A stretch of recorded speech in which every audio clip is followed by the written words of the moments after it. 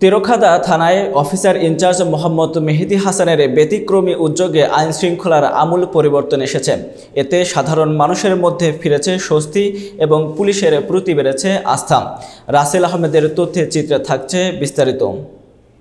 5 August ছাত্র জনতার অভ্যুত্থানের পর সারা দেশের মতো তেরখাদার আইন শৃঙ্খলা পরিস্থিতির অবনতি ঘটে।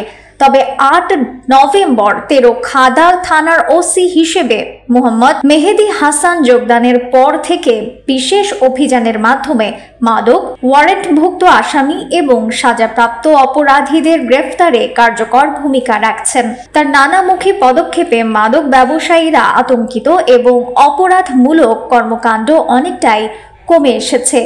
ব্যবসায়ীরা শান্তিপূর্ণভাবে তাদের কার্যক্রম চালিয়ে যেতে পারছেন, আর সাধারণ মানুষের মধ্যে ফিরেছে নিরাপত্তার অনুভূতি। আমাদের যে আইন শৃঙ্খলা বা বাজার পরিস্থিতি, আমাদের এই নতুন ওসি সাহেব জয়েন করার পরে আইন শৃঙ্খলার উন্নতি হয়েছে এবং ব্যবসায়ীরা খুবই ভালো আছে। থানার ওসি সাহেব যোগদান করার পরে এলাকায় সবকিছু ঠিকঠাক মতন চলতেছে এবং কোনো মামলা হামলা, কোনো গ্যামজাম ফাসাদ কিছু চলতেছে না। তেরখাদা আইন শৃঙ্খলা পরিস্থিতি এখন খুব ভালো আছে। এই ওসি সাহেব আসার পরে মানুষ খুব ভাবে চলাফেরা করতে পারে।